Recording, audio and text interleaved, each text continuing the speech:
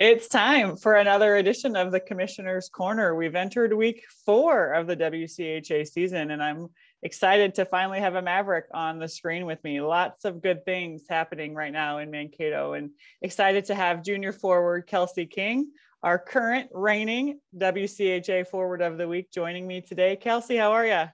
I'm good. Thanks for having me on. Of course, there's lots of things to talk about in Mankato, so let's get right to it. You're 5-1. Best start in about 15-ish years. So what's the mood like in the locker room around the rink these days? Very upbeat. It's exciting. I think the kind of motto that's going around is hard work pays off. I know that especially for Coach too, he's been working to build this program for so long. Finally having the power to put it out there on the ice and put it on the scoreboard and the stats and things like that. It's very exciting for him and then all of us as well. Yeah, hard work pays off. I think in the middle of the hard work, right, you're sometimes questioning why am I working so hard, or when am I going to see results? And obviously it's early in the season. However, we're seeing Minnesota State receiving votes in the national polls and some things that haven't happened for the Mavericks in a while. So how do you, as a leader on your team, sort of, ride the wave of excitement, but also keep everyone focused on, it's early, it's still October, we got a lot of work to do? Yeah, no, I think getting those votes is obviously huge for our program because that's what we've been working towards.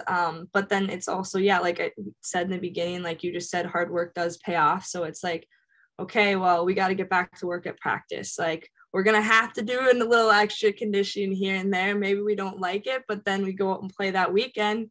And like you said, 5-1 record, it all pays off. And I think too, just like championing each other, pushing each other. I think that's been like a huge thing too at the rink is everyone wants the person next to them to be better. Like Coach even said today at practice, like, hey, all right, like congrats to our forward of the week and rookie of the week.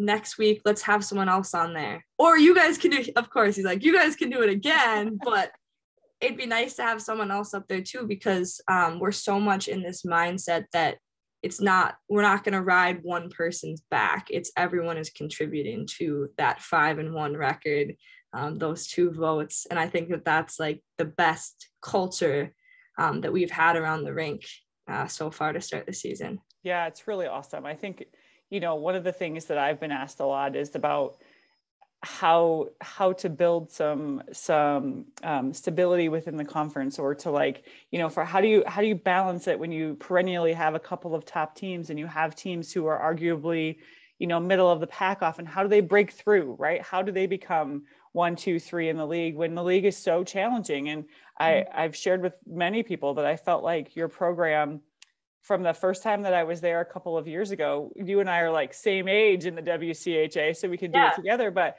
I just remember feeling like, okay, there's an attitude in that locker room that like maybe this group wants to do something, wants to change the culture, wants to put Mankato on the map. So do you feel like it's been that long of a process, or do you feel like you're just finally kind of getting to see those results now?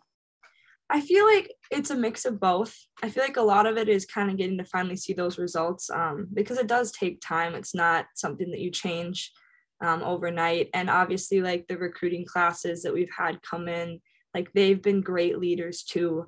I think that's another huge thing is young leadership. I think we've seen that through so many teams of how you need those younger girls too to step up. And it's not necessarily that culture that I think it used to be of, all right, older girls, like seniors, kick it into gear. No, it's everyone is accountable. And I think that is the biggest difference maker in it all. Yeah, it's a team game, and a team means everybody, right? So you got to have buy-in from 1 to 20, whatever it is on your roster. And that's really exciting.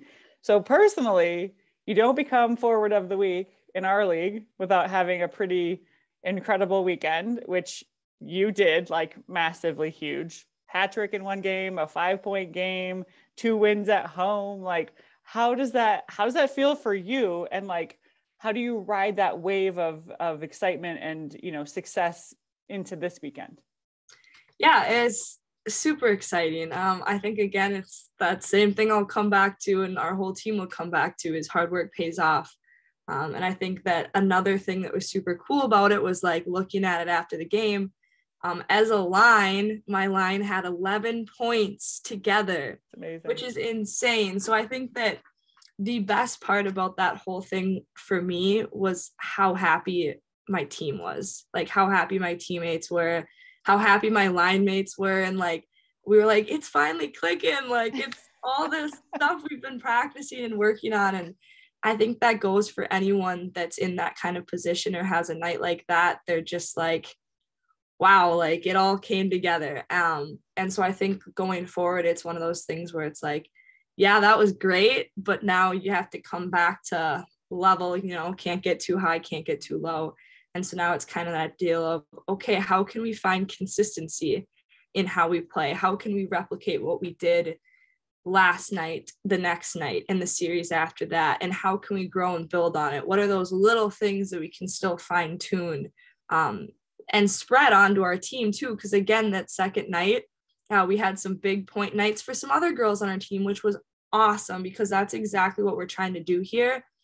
Is it's not just one person running the show, it's everyone as a collective unit is putting in the effort to then get results. Yeah, no kidding. So for those of you who maybe weren't tuned in to the Mavericks this weekend or this past weekend with Lindenwood, so Friday is Kelsey's big night, and crazy points and just a really interesting game. And then Saturday, so Friday night you start behind and you come back. Saturday you get up, you're up 5-1, and then all of a sudden it's 6-5 and you're losing. And it's not all of a sudden, but it kind of feels like all of a sudden. It felt like all of a sudden. Yeah. And so then just talk about the ability of your team to kind of refocus and battle back, and not only battle back, but then win it in overtime.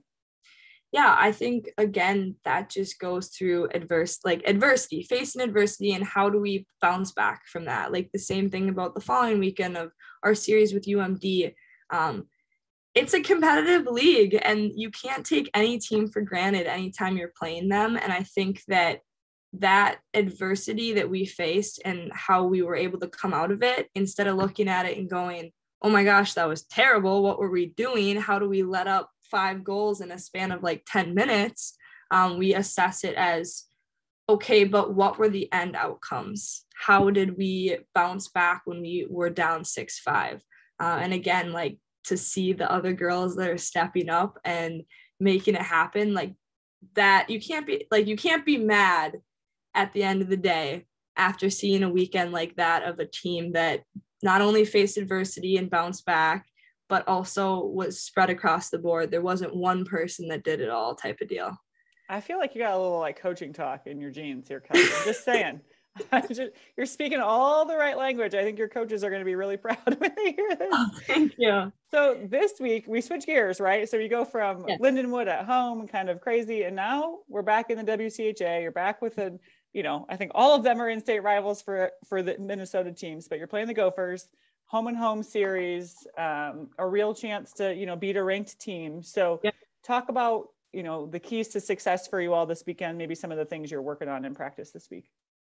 Yeah, so I think a lot of what we're focusing on is D zone, because D comes first. And I think having these high scoring games, we're giving high fives to our offense right now.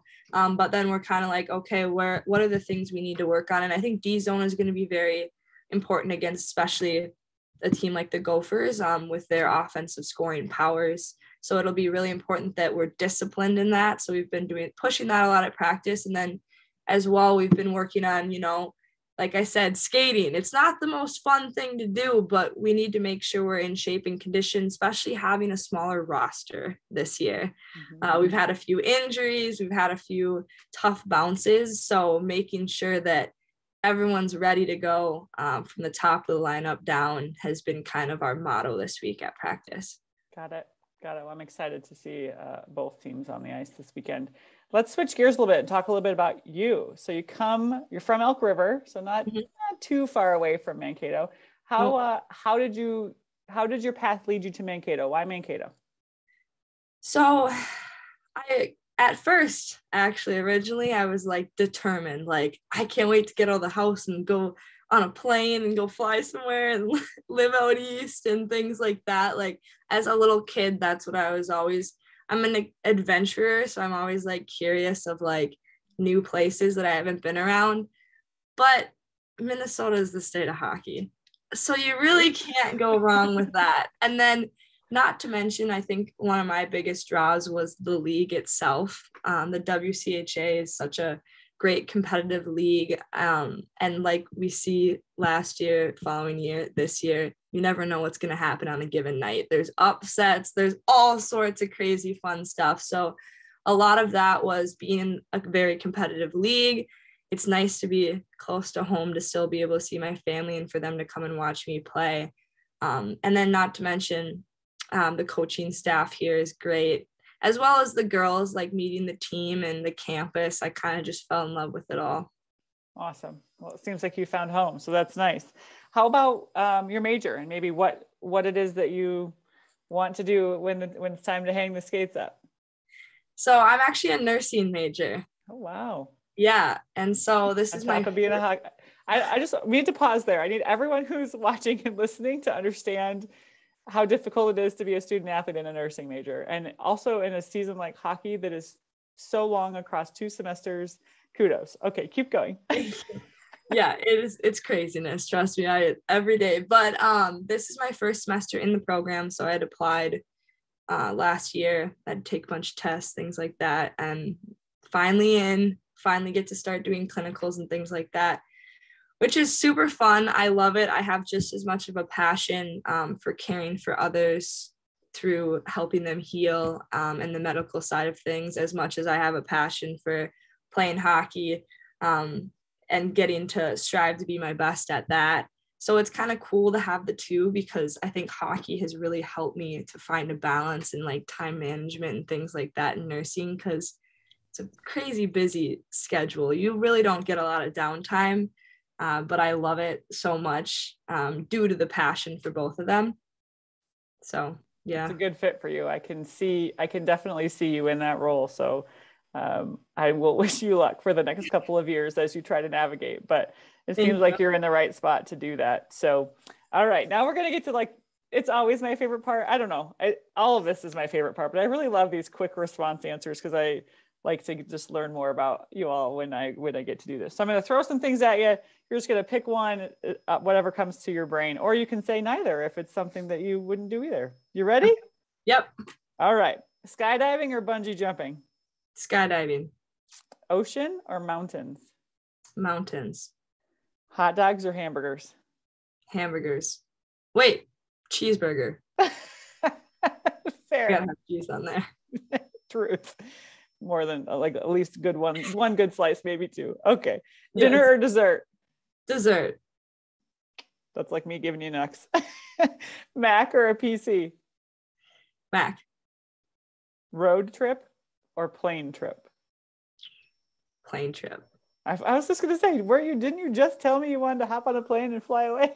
Yeah, and those bus rides, we drove to Ohio last year, and 13 hours on a bus is not the best way. The best thing not your first choice, right? No. Not your first choice. How about dogs or cats? Dogs. Netflix or YouTube? Netflix. Phone call or text? Phone call. See, so I have to tell you that, what are we on? Week 4? I think you're my 3rd, maybe 4th. I think maybe everybody has said phone call, which every week I'm doing this like shocked face because I feel like the world is so text oriented, and I'm so they definitely are. Yeah, they definitely are. But phone, like, you get so much more out of a phone call. Amen. All right. Cardio or weights? Cardio. Sneakers or sandals? Sandals. Same. Dine in or delivery? Dine in. Snapchat or TikTok? Snapchat. That's always a surprise for me too. And then I get people that I don't do either. Then I'm a high five too, because I don't do either of those either. I honestly don't have TikTok. I don't have the app on my phone. People send me it. You don't have time, Kelsey. You're a nursing major. You got hockey. Okay, last one. What is one word that you would use to describe yourself as a hockey player? I would say bold.